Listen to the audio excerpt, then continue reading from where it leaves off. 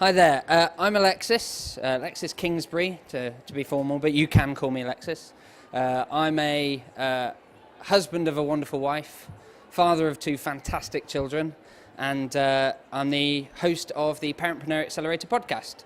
And today I'm deeply honoured because I've been asked to be the host of this panel in which we're going to be asking questions to four amazing female entrepreneurs about their experiences with setting up their businesses, how they balance everything in their lives, how they've achieved such great things, and also you can ask them about the difficult sides of it as well.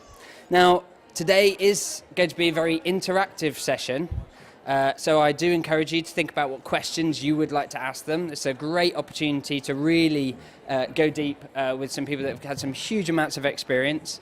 And this is a really nice opportunity for me, because it's not often that I get to record a live podcast episode. I've just checked with Lucy that she's okay with us featuring this episode on the podcast, so you'll be able to check that on iTunes. So please do engage, put out your hands if you've got some questions. We'll get a microphone over to you. We're just miking up now, so in the meantime, I will do a couple of announcements. One is I've been asked to pass on a message that if we can just keep the kids off the stage, that would be good. It's lovely that they're playing around, but I think if they fall off the stage, I think Lucy and Lindsay get in trouble. Oh, and also they care about your kids. So that's just one thing. Otherwise, there's loads of things that they can play with down here. The other thing to say is, we're scheduled to go till 12:15, but if you ask lots of great questions, I'm going to see if I can get them to overrun by a little bit. There you go. Lucy's already doing this. She's falling into the trap. There we go. So we'll do that. We've got our panelists arriving now. I believe they're mic'd up. And so we'll be able to get started. Before we start, are you having a good show so far? Come on. Don't worry, I shall edit that bit out and we shall try again. So, are you having a good show so far? Yeah! Brilliant. Excellent. Good, I'm glad. It is an amazing show. I'm so glad I attended one of the first ones as an attendee. And then was lucky enough to come and do the hosting of the Q&A at the London event. So it's fantastic to be asked back. Can't have done that bad a job. So really looking forward to this session. I hope you really enjoy it and get a lot out of it. But yeah, please do raise your hand, ask questions. There are no stupid questions. In fact, that's not quite right. The only stupid questions are ones that you already definitely know the answer to. But actually, some of the best questions are the ones that you think you know the answer to and you're wrong. So you can't tell the difference. So the best thing to do is ask the question, and I'll help get the right answers out of the panel for you. Cool. Are we all right? Excellent. Yeah. Ready, panelists? Okay. In which case, I'm going to ask the panelists to introduce themselves. In the meantime, if you could put your hands up if you've already got a burning question, and we'll get a microphone over to you so that we can get started as soon as possible. So thank you very much for sitting patiently while we get started. And I'll start us from the left-hand side, please. Miisa, can you introduce yourself? Tell us a little bit about who you are. Hello, my name is Miisa. Can you hear this all right? No? Yeah. I'm happy to speak very loud. No problem. I'm the founder and chief doer at Driven Woman, which is a supportive network for women who want to make their dreams and bigger life happen. And before that, I built a successful branding business, and I was also co-owner of a design bakery chain called Nordic Bakery in London. So a lot of branding strategy and design experience. And now running the most exciting, fabulous, supportive women's network in the world.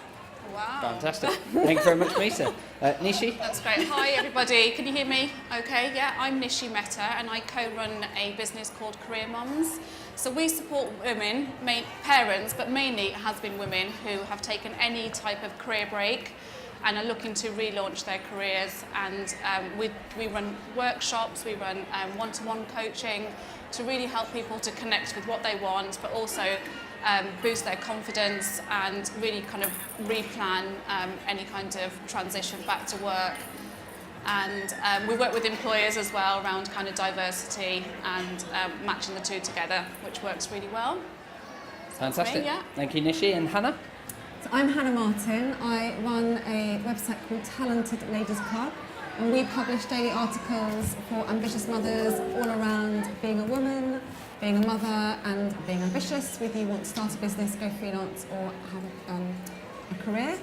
And we have 60,000 readers a month all around the world, and we also do online training to help women start businesses. Fantastic. Thank you, Hannah. And Danuisa? I'm Danuisa Melina Durban. I'm actually a city consultant. I'm a board evaluator, so boards of major companies like Microsoft and Mars, etc. And I also am mother of 10 children. So I launched... So I think your microphone can't have been on loud enough, Danuisa. Can you repeat that again? Because there was nowhere near enough of an intake of breath and a wow. Move my hair. Can you hear me? Yeah, so I'm mother of 10 children. That does deserve a clap. That's more like it. Thank you. A couple of months ago, I set up Unstoppable Mothers, and Unstoppable Mothers is all about a community of accomplished, supporting and amplifying the ambition of accomplished women and women who really insist on not giving up their own ambition, but really truly want to raise their children to be happy too. So that's what we're about. We do that through inspirational events and online courses, and we're giving away £500 every 3 months to... I'm going to have to look here because this is like... So if you think I've got some kind of tick, it's not true. I'll move it in a sec. We give away £500, and in fact tomorrow is the first time we give our first £500 away. So it's very exciting. So fantastic. Thank you very much, Danuisa. Can we have a round of applause for our 4 panellists? So, have we had a microphone go out to a group? No? In which case, can we have anyone who's got a question, if you could just raise your hand and we'll get the microphone over to you. Otherwise, I'll ask my questions, because that's what I do on the podcast. But we've got one over here. Hi there. Hello. Hi, ladies. Can you hear me? A little bit louder. Can you hear me now? There we go. Perfect. Thank you. Hi. I'm really ambitious, and I want to start my own business, and I want to do this, that, and the other, and I might do a franchise, I don't know. But how do you cope with the fear of not being able to provide for your family, which is just the most important thing now? Like having the confidence, yes, I probably would be successful, but what if I wasn't, you know? Just advice, really, like how you feel about coping with that fear. Fantastic. Great question. Who'd like to start us off with an answer to that? Miisa? My advice is always take small steps. So I don't believe it's a one or the other. I don't believe it's a jump, you know, a big jump you need to make. Like people always talk about this like leap of faith. It's small steps. So when you build, take a little bit of risk at the time, and you know, don't risk all of your income, for instance, but start a side project little by little. Find the confidence and understand how your future business could work. You will know when the day comes, and then there's no fear anymore. So small steps. Fantastic advice. Hannah? I would say we always fear things that we don't really understand. You know, it's an unknown. So I would take away the unknown, be really clear about how much you need to earn. What is it that you need to have to satisfy this, you know, like the practical side of your life? And then how you can get that. It might be from your business, it might be doing something else alongside your business. And then also how long you can take a risk for, how long you can run a business without making a profit. When you have knowns, you can start working within it and making decisions. But making decisions without knowing and just on fear, either you will never do anything because it will just seem too big, or you might make the wrong decision. But I would say get a really clear scope of how much money you need and what practically you need in place. And I absolutely agree with small steps. Work out maybe where you want to be in a year's time and then chunk it back to what you need to do today to get there. But absolutely understand what the parameters are. Fantastic. Good advice. Danuisa? I think the advice that Miisa and Hannah have already said is amazing practical advice. I just point you to one thing about women and particularly mothers. When you know what you want, you're unstoppable. I mean, truly, you're a force of nature. So put those things in place, but actually, if you put your energy into fear, that'll grow. Whereas if you take your energy off the fear and plow it into making what you want happen.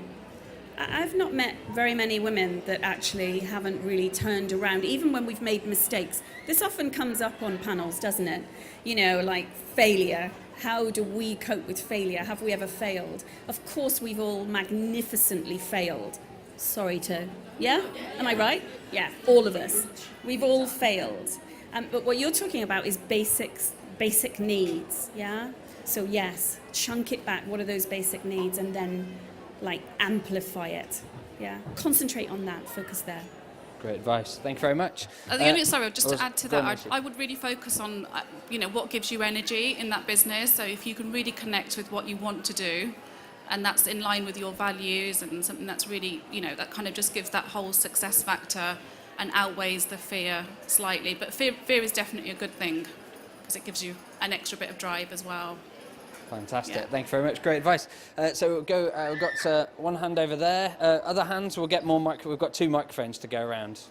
Okay. No, not for now. Okay. In which case. Hi there. Can you hear me all right? A It bit kind of louder. leads on from that question, really. And I'm at the stage where I'm trying to build something on the side alongside working full time so I can eventually move back and do my own thing. But how do you balance your time with a full-time job, trying to build a business, and a 20-month-old daughter? How do you guys do that, or have you done that, or seen other people do that before? Great question, and one of the most common ones that I think get asked. It's really important. So how do we deal with it, I Nisha? can start on that because we, apart from dropping microphones, we do support a lot of women to kind of make the transition into more kind of when they're out of work to go back into work. But a lot of sort of similarities here, but really be realistic with your time. And what you don't want to do is kind of have all that energy and burn yourself out as well. And just think about, if you're going to do it on the side, for example, from your full-time job, work out what that looks like and how many hours you can commit to, and so that you can maintain the passion of what your business is about. But yeah, just chunk it down, and then you can always add on and build onto that, and then maybe release your full-time job if your self-employment hits off, then you've got that sort of backup really. But just be really realistic about what that looks like. Fantastic. Great advice, Hannah. So when I launched Hannah's Ladies Club, I was working full-time as a freelancer. I had 2 children, one was 3, and I had a home to run. And I we designed, built and launched a site in 4 months with 100 live pages on it. And I did that by working out what my time wasters were. So we all have stuff that we do that we just, mine were Facebook, just random Facebook surfing, what was my ex-boyfriend up to, and that kind of stuff. So I just cut out things that weren't doing that, and I found time like that. And then I was really struck at what I had to do. I love lists. I make lists all the time. If I have a list, I will get that list done. If I go into work and I haven't written a list to myself that day, I just kind of amble on stuff and nothing really gets done. So people absolutely are building businesses while they're working full-time and having children. But what they're doing is they're being really smart about the time that they have available to work. They're working out chunks of time. They're giving up stuff if they need to. Absolutely having a passion and making sure that that business is in line with what they want to do. And they're being really smart. What I do is I help people start businesses over a year-long course, and we get them to focus on specific things every month so they can they don't have to worry about anything else. You don't have to worry about branding this month. You don't worry about copywriting or social media. This month you focus on one thing, and then you write lists to get that thing done. And then by the end of that month, you have achieved that thing in the time that you've carved out for yourself. And that really is how I've seen it, the most successful way to do it. Just find chunks of time, work out what you're focusing on that month, so having a plan for your business, and then just being very specific and working to lists. Great advice. And you can get a lot done in that time. Great advice. Thank you, Hannah. Danuisa, if I may, can I ask you, because I think particularly, and this includes people that I've interviewed in the podcast, like when we imagine that we're trying to deal with this problem called balance, and we've got a child or 2 children or 3 children. You've got 10. So how do you balance the time with the children? I mean, that on its own would be difficult enough, but alongside multiple businesses and doing the things that you want to do, how do you do that? I think one of the important things to do is work out what kind of mother you want to be. There are very many models of motherhood, and there's a particularly perfectionist model that we live with culturally.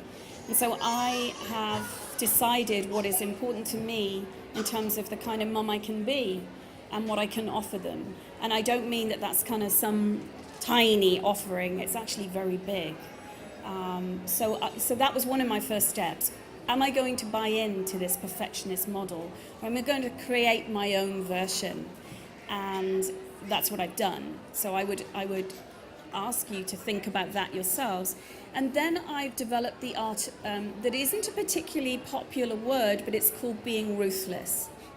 And ruthlessness is not about harming other people to get what you need.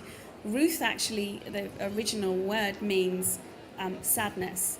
And to be ruthless is to be not sad. And so I decided to be not sad about my choices. So once you know your mission, you've got your passion, your values, the decision about what kind of mother you want to be, and you become ruthless in order to get that accomplished. So right now I'm writing a book, Unstoppable, with far too much on my plate. Quite frankly, far too much. And so I have to carve out, as Hannah said, chunk out.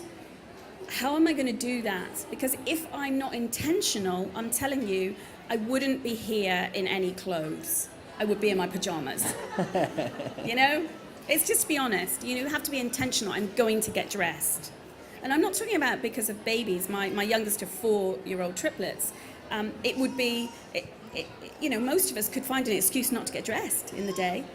So you have to be intentional about what you're doing. Get intentional. Care about succeeding for yourself, your own self. Thanks for that question. I wasn't expecting. Great advice. Thank you, Danuisa. So I'll throw it back out to the room because I know that there's going to be plenty. I can see there's one question there. Any other hands? We'll get another microphone. Nope. Okay. Hi. So following on to that question, what it is, I'm in the same position whereby I work full time and I'm trying to set up my business. But my question is, along with time, I find myself turning up as a buyer, even if I'm trying to be an employer. So I'm always turning up as an employee. I've tried to do so many different courses, but it's amazing. When I go to any network event, instead of presenting my business, I'm always coming up with lots of, being a customer basically. So how do I bridge that gap? Anyone for the group? Otherwise, I'm going to ask for some clarifications on that question. Clarification.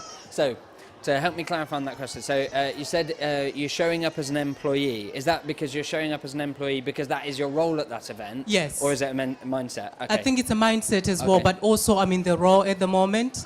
So instead of going to any network and saying, I'm starting my own business, I always say, I'm a nurse. Fantastic. So to clarify the pattern, so you've got a full-time role, part-time role? Yeah, full-time role. You're going to events. You want on the side to start your business. Yes. But the nature of having a full-time role means that you're kind of showing up as an employee, yes, not as an entrepreneur. Yes. And as a result, it decreases your opportunity to connect with people and decreases your opportunity to market and so on. Good. Great question. Thank you. Sorry, I had to clarify something. There we go. So, Miisa, let's start with you. I think, hold on. One of the greatest fears I think we humans have, and women especially, is to showing who we are 100%. So when we show up to a networking event or online, let's say LinkedIn or even writing your CV, it's always easier to present yourself through another brand, another company, as a part of something which already has acceptance. Whereas if we have to go and say, listen, I have this great idea, and I want to do this, and this is what I believe in, and these are my values, and this is my personality, and this is my mission, oh my God, it is scary. And I can tell you this from my personal experience. So when I did the transition from, running a very successful branding agency to finding a women's network, I was absolutely crapping myself. I can tell you this much. I was super scared because the world expected me to be this, polished branding consultant. And then I had this idea that I wanted to bring women together to help each other to realize their dreams. And it was all based on my beliefs, my personality. So what I did to overcome that fear and not show up as my kind of previous profile, I started taking selfies. So this is now like 4.5 years ago. And I would take selfies and saying, okay, here I am running a Driven Woman event, posting it online. And listen, it was for my own, it was my sort of own mental health, sort of building the momentum and the mindset that, yes, I'm doing it. And, everybody thought probably that, yeah, she knows what she's doing and she's so confident. Absolutely the opposite was happening.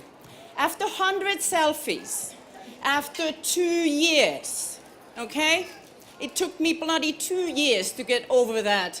I'm a polished branding consultant, look at me, and to be comfortable with my new role, with my idea, taking this mission forward. So, we might look like we have it all together and we have all of it figured out, but find your own way to manifest. Start with small steps. Mine was selfies, really pushing myself through that pain and that fear. But find your own way and then kind of repeat that many times. Cool. Hannah? I've got 2 pieces of advice to add to that, which is brilliant, that might help you. Firstly, hone your elevator pitch. Prepare how you're going to talk about your business, because if you practice that and you've got that encapsulated and ready to go, you don't have to think on the spot. You've got it prepared. The second thing I would do, and to add very much to that, is if I in my life I've ever wanted to be someone who I'm not now, like if I want to have extra confidence or I want to do something out of my comfort zone, I will visualise. For me, I call it playing video. So when I go to bed at night, when I'm lying down, before I drift off into sleep, I start imagining myself in that scenario where I want to be different, and imagine myself being how I want to be, over and over again, night after night after night. And what that does is it starts rewiring the brain. Your brain can't tell the difference between imagination and reality, so it thinks you're remembering a real experience, and you just start to create new habits and patterns. So if you do that, you will start to genuinely feel confident in that situation. So imagine yourself in scenarios where you're going to networking events and you're using your old persona, but imagine yourself as using the persona you want to use, saying the things that you want to say and feeling confident about it. But those 2 things together, the prepared elevator pitch and that rehearsing in your mind, will help you to be better about that. Yeah, I love that. Thank you very much. Nishi? That was just spot on. I would have said something in my head as we were talking, something very similar, but the practicing of the introduction of who you are and what you're looking to do. Because if you believe in that, so will others. So just as you were saying that, all of that was ringing quite true. And that just takes a little bit of practice as well. And it's okay to practice perfectly. Just keep practicing until you get it right. And it's really spot on. Yeah. I love the connection of passion has come across in a few questions now, where that answer of share who you are and share what you're passionate about comes across in quite a few questions. And actually, in that specific example, that difficulty that you've got of showing up as that employee, you can overcome by showing up as you and showing up with your passion around that. And that particularly helps if your business and the employment have some kind of relationship. I love that. Really, really good point. We tend to apologise and sort of have a side way of doing things, and it's very much in our nature to do that, and it's just looking at very direct ways to approach situations, and it's something I've certainly had to learn to do, because I was so used to doing everything and not saying it directly at all. So definitely a learned skill. Yeah, no, that's awesome. Thank you. Other questions? So hands up if you'd like the microphone to come over to you. I've got one over there. Cool. In the meantime, I'll ask a question. I get to do this occasionally. So I'm going to ask a question which is on a slightly different angle, which is, we talked about avoiding the issue of fear, what one thing should entrepreneurs actually fear, if anything? There you go, stumped you now, haven't I? Danuisa. Hannah got issue with mics. Hannah, go first. Fear not doing it, that's the biggest fear. Doing nothing. You know, years go by and you never pursued that dream. You never knew who you could be. You never knew what you could do. And then seeing someone else that's done it and thinking that could have been me, to me, that's the biggest fear. Love that one. Cool. I think there's anyone else on that one? Otherwise, I'm going to go over. Nope, we're going over. So, got a microphone over there. What's your question? Hello, ladies. Firstly, thank you so much for taking the time to share your wisdom. I have many questions, but I think the burning one that I still struggle with the most, I'm a graphic designer and an illustrator and a side that I don't advertise. Yet it's been a passion of mine for many years. I've always felt that I was built or, grown up to be in business. It's just a mindset that I have. It's a passion. It's an interest all the time. I have been self-employed in the past before my latest child, and as a graphic designer, as offering the service. But I think I've always known in my heart for many years that I wanted to design my own products, illustrate and design my own products. My problem is I have so many ideas how I can take it through, so many products, so many avenues, and it's great, but I can't choose one. And for many, many years now, I have notebooks full of ideas of going down this route. And what happens is I take one and I start to run with it, and then I succumb to self-doubt. And I go, maybe this is not my strength. Maybe, yes, I know if I carry on, it could get somewhere, but maybe I'll just find something I'm naturally talented at. So I keep jumping between one and the other project. Great question. So my biggest question to you is, how do you choose and find the confidence to commit to an idea? Great. Thank you. Great question. So, lots of ideas. How do you pick? What a great position Nishi? to be in, though. It's fantastic to have so much, options and choices around you. I mean, what I suppose I'm hearing more so from you is the sort of, the self-doubt, I suppose, more than anything else. That what if, and sometimes that can be fear of being successful, and fear of it actually happening. And then often again you can steer away from that because it might actually happen. And what would that mean to you if one of your avenues was successful and it took you to the position that you would like to be in? So I think there might be some work around kind of knowing exactly what it is that you want, but maybe removing some of that self-doubt, which could be, it's very difficult to sort of just pinpoint that, but could be holding you back as well. Okay. Miisa? What I find is that we very often try to solve these things in our own heads. So the kind of loop keeps going and years go by. Whereas if you find a support group, a couple of women who are maybe trying to create something as well, who have a similar kind of mindset, who want to make things happen, who are ready to be a little bit vulnerable and say, okay, I don't know if this is going to be perfect, but I really, really want to make something happen. Keep each other accountable. Keep each other going. It's very hard to do anything alone. We are not meant to be like creators in some little cave and then just emerge successful. That's not likely. But because we are so afraid of failure, exposing ourselves, not getting it perfect, we keep doing that. We keep kind of that process in our heads, right? And trying things. It's very important to trust other people and create that accountability and support. So that would be my advice, to carry over that when you kind of fall back and want to give up. Fantastic. Danuisa? It's a wonderful question, it really is. So clearly you're an exceptionally creative woman with, oodles of ideas, and not everybody is like this. Some people have one idea, so it as you said, it's wonderful. Building on what Miisa just said, I would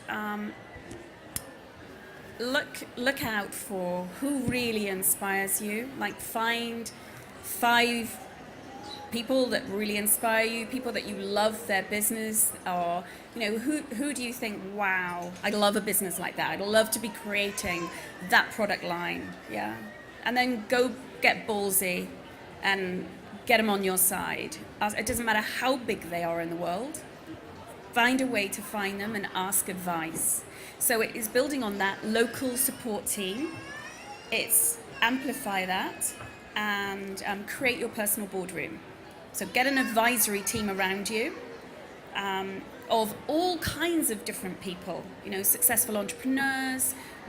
Look for people who maybe aren't in business, but you admire. So you need to really respect these people for some reason. And then ask them for advice. I sometimes say to clients, write to 30 people and ask them, who am I and what do I need to be doing in the world? Tell me now. One line, just email 30 people who care about you. And that may well hone down to, oh my God, this is what they want from me. Yeah? That's some building on others, yeah. Great advice. Miisa? You can learn from, if you find those inspirational people, even if you can't reach out to them, just by following what they're doing, what they're writing, what they probably have a vlog or a blog or, just following and understanding, what they're doing. So you learn a lot from that. Have a couple of heroes that you follow and learn from, whether you know them face to face or not. Get really passionate about a couple of people. Great advice. Other questions? Got one down here and a microphone. Marvellous. Hi. I've had an idea for some time. I've been in education my whole life and teach now. And what I want to do is moving away from that slightly, but still working with children. And I've spoken about it over the years with my husband at different points. I have 3 children, these 2 and one in primary school. And as much as he thinks I'd be good at doing my idea, he's always thinking that we need to wait and now's not really the right time. How do you kind of go about getting some people that care about you to understand, whilst they're supporting you and thinking you'll be good at it and saying, yeah, I think you'll do well, how do you make them understand that you need to do it now? Fantastic. Really good question. So, how do we get that support from people, particularly partners? Hannah? I would say, particularly with men, and he's thinking in a very practical sense. He's thinking, it's lovely you've got this wonderful idea, but how are we going to pay the bills? Are you going to be there as my partner in that way? So I would start looking practically. If you've got an idea, start scoping out a business plan. Start planning that business in the background so you can present to him almost as a presentation. This is how I see it working. I did a talk earlier about not bringing people problems, bring them solutions. People find it very difficult. If you bring a problem to them, they're like, well, how are we going to solve this? They're like, let's just not bother. But if you go and say, right, this is how I see it working, you don't have to have all the answers, but you have to present and also have confidence yourself in saying, this is what I want to do, I am going to do. Because it's an equal partnership. And for you to be a great partner, you need to be fulfilled. So I would think about your business plan and start scoping it out, even if it's in really early stages. And it's really important for you. And if you need support from someone else, I always think getting guidance from a coach or someone like that can help give you that, can back you up and give you the confidence to ask for things that maybe on your own you don't feel confident to ask for, you don't feel you deserve. But have someone who's got your back. It might even be a friend or a family member. Talk to them first and say, this is really what I want to do, why I want to do it. Can you help me? I'm going to write a business plan and help me talk it through. So when I talk to my husband, I feel like it's not just me saying it. I've got someone who I trust who's got you can do it, you should go for it. And try and have that conversation because it's your life too. You are a mum, but it's your life too. Yeah, great advice. Nisha? And I think very often we try to get the support from 1 or 2 people. They can give a little bit of that, but I come back to the support group, something like Driven Women, where, everybody will unconditionally support the idea and say, you can do it. and you will hear the stories how other people have done it, and they will not let you quit. Great advice. Awesome.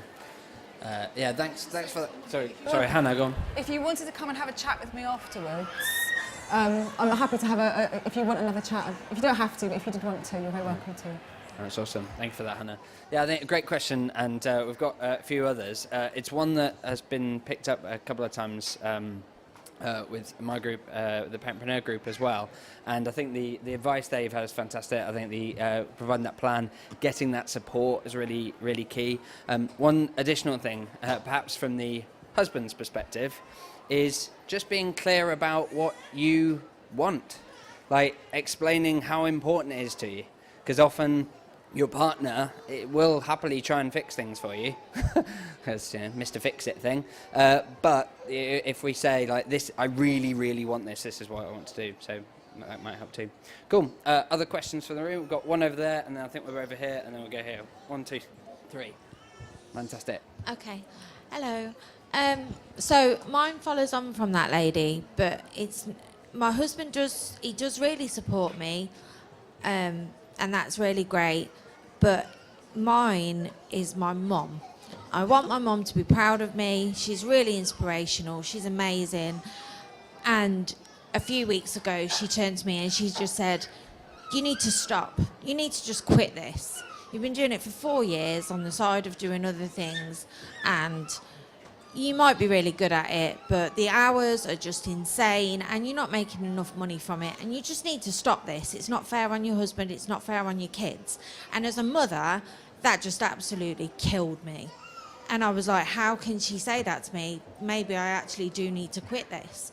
But you can't say this without being really big-headed, but I'm amazing at what I do. Good, yeah. So yeah, that was really hard to hear, and I just sort of had to say to her, I'm really, really good at this, Mum. It's what I really, really want to do. I enjoy doing it. It doesn't feel like, yeah, it can be insane hours, and yeah, I do need to make more money out of it, but I need to do it anyway. So to clarify, is the question how to ignore her, or yeah, pretty much.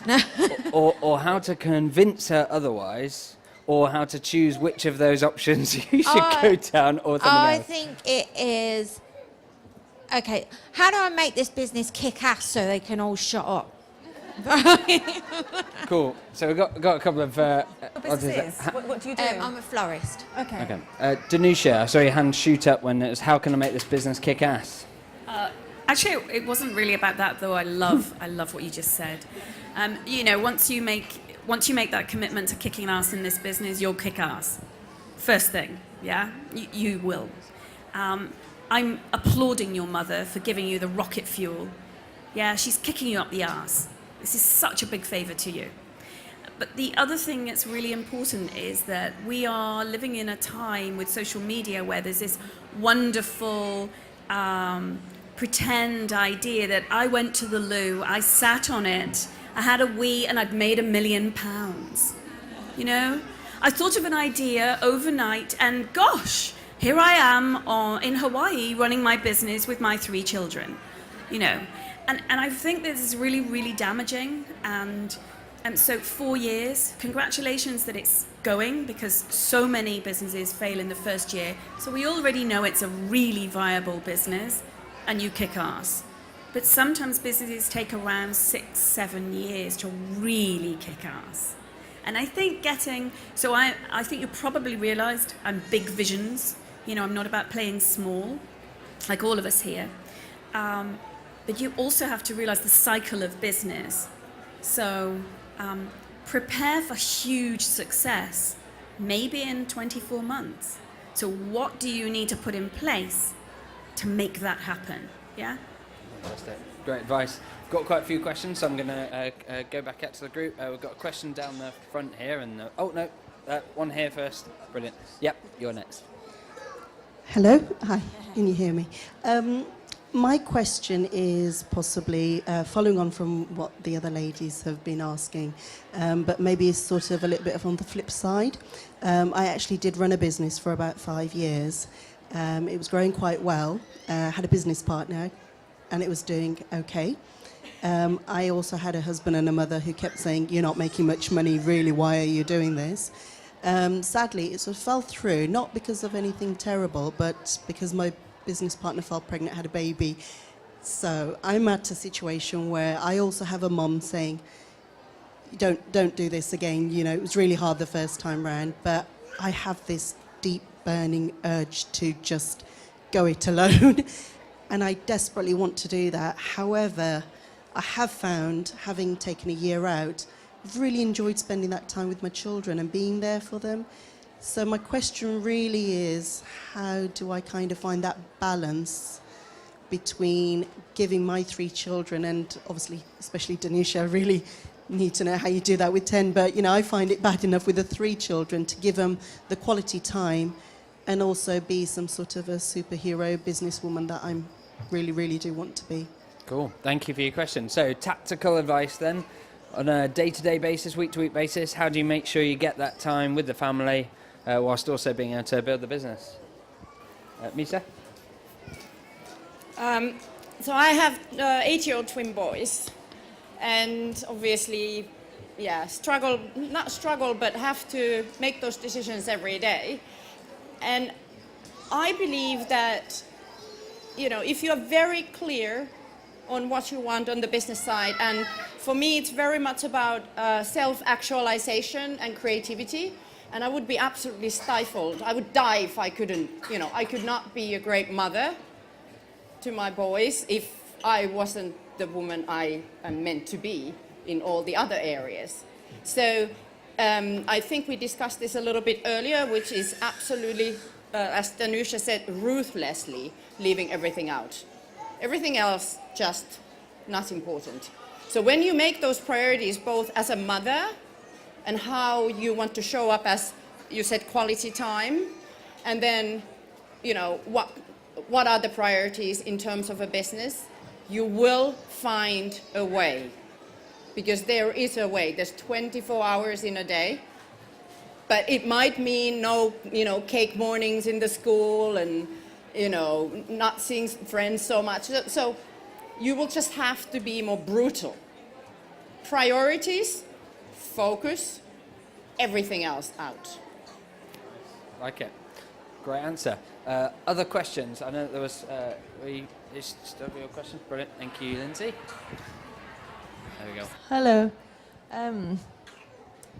I've always been a strong believer that everything happens for a reason. And since I was very young, I've always had a passion and a dream to help and to bring change into a hurting world that we live in. And throughout my life, I've always been a big supporter of women. And I've always just done that within my life, in my social circles. And then I was a victim of a very serious, traumatic near-death experience at the hands of my partner, ex-partner. And obviously it threw me into that kind of world. So then I was a recipient of many, many services. And I'd always had a dream of having a service that supported women within domestic violence. So I grew up around that and never been a victim of it. And then, obviously, it happens for a reason, as I believe. So having this idea of this business that I've always had, and then going out to be a recipient of these services that, to me, are just not cutting it. There's something missing from them. And so because there is so many businesses out there in that facility, I just feel like I'm kind of at a crossroads where I've got this burning desire, but I feel like, well, there's already so many out there. So what can I do different? I know in my heart that I can, but it's all within. They're already established. They're already getting funding. But they're still not cutting it to me. And that sounds like that's a big statement because some of them are big businesses. So my question really is, should I be? Sorry, I'm a bit emotional. Should I be linking arms with these services to help them to make it better, or should I just be setting up my own? So that's my question, really. Yeah, great question. So, definitely got the passion, and thank you very much for sharing that as well. Definitely got the passion. There's lots of services out there. They're not delivering what's needed. How to approach it? Danuisa? I think it's such great question, and an incredibly needed area. There's so much more work needed, as you say. I think the core question to be asking yourself isn't about whether you can provide a different service. You've already established they don't cut the mustard, it's not okay. It's whether you can be a leader or a follower. Will it be okay for you to put your time and your energy into trying to enhance those services already out there? So you'll be battling with, various agencies who are funded. I'll say battling because you will be working with. Will that be okay for you? Yes? And I already think, she's shaking her head, some of you can't see, shaking it, like, no. There's your answer, yeah? So it's like, you already kind of know that you're a massive stand for this. You knew before your experience, and now even more. So now it's like, get up and make it happen, and find the support to do so. Hone the offering, because in that phrase, they don't cut it, is your service. Fantastic, thank you, Danuisa. Can I add Miisa? from a sort of branding point of view? So there's only one you. All you need to do is believe in that passion that we can very clearly see. Nobody else has that. There's only one you. When you trust in that and bring your values, your passion, your personality into it, it's not going to be the same as everybody else. Okay? Believe in that and build on that. Great advice. Fantastic. Well, those were excellent questions and some brilliant answers from our panel there. Can we give them a massive round of applause?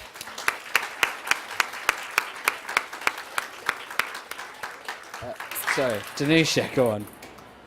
There is just one last thing I just didn't quite get in to say to, but a lot of you have actually talked about it, which is this thing called balance. I'd really would love to tell you that balance is bullshit. I'm going to go home and really be bothered if I don't tell you that chasing balance is not where it's at. And so when we're looking to carve out our business fulfillment, our career fulfillment, our passion fulfillment, if you are focusing on balance, and obviously my trusty, colleagues here will either say bullshit to you, Danuisa, or not, but I am begging you, as a mother of 10, stop focusing on balance. It's not balance you need. It's carving out your own way of doing this. So I'm really sorry. I know you'd ended, but I had to do it. Always done. Thank you, Danuisa. No, thank you. And thank you to all of you again for joining us for today's Q&A. We've got the rest of the roadshow still to go. Please do come and visit us at the various stands that we're at. From left to right, Danuisa, what stand are you at? 14. 14. And Hannah?